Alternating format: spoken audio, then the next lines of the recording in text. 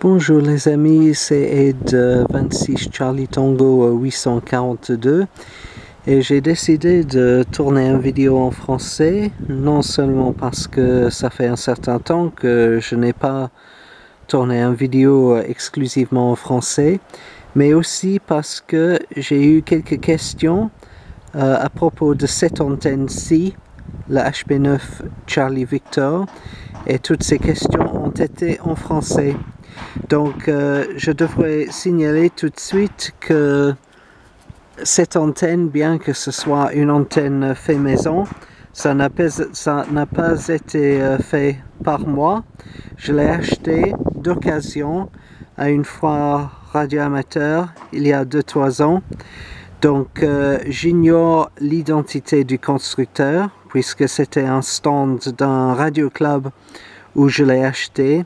Et la personne qui me l'a vendu pour 10 livres sterling, cette personne-là n'était pas le constructeur. Donc j'ignore l'identité du constructeur, j'ignore la fréquence sur laquelle ça devrait fonctionner, bien que j'imagine que ce soit le 433 MHz pour les fréquences simplex en FM sur les bandes radio amateurs de 70 cm.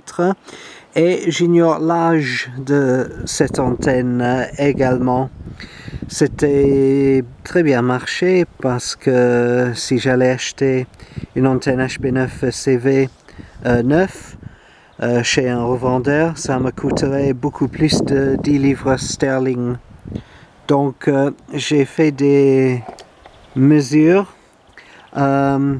et d'ailleurs je devrais vous signaler que le condensateur, capacitor en anglais, j'ignore la valeur puisque c'est en forme d'un vis. Rien n'est marqué dessus. Il y a un peu de coax qui termine dans un BNC. Moi j'ai mis un adaptateur SMA en femelle, mais c'est BNC là d'habitude.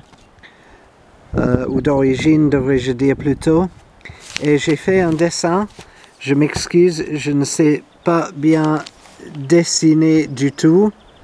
Et ce n'est pas à l'échelle si vous arrivez à voir ça. Mais l'essentiel, c'est que l'élément le plus court, c'est-à-dire celle qui est à la droite de l'écran, ça mesure 30,5 cm. 30,5 cm en total. Le deuxième élément derrière, ça mesure 33 cm en total. Et il y a 8 cm d'écart entre les deux éléments que vous voyez là. Et ensuite, pour la connexion entre le capaciteur en anglais et le métal là avec la file en blanche, ça mesure 5 cm d'écart de là à là. Et même chose l'autre côté sur le deuxième élément, 5 cm d'écart entre là et là.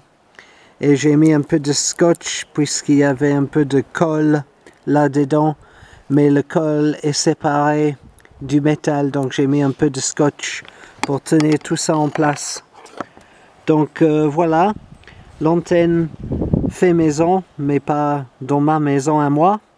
Pas cher, 10 livres, acheté chez une foire radio amateur il y a 2-3 ans pour 10 livres sterling. Et ça fonctionne parfaitement sur les 70 cm, 433 mégas. Le TOS, Standing Wave Ratio, sur les 446, ça commence à augmenter un peu, mais c'est pas inutilisable, disons. Mais rappelons que cette antenne ne serait pas légale en transmission, mais en réception, ça passe sans aucun problème. 73.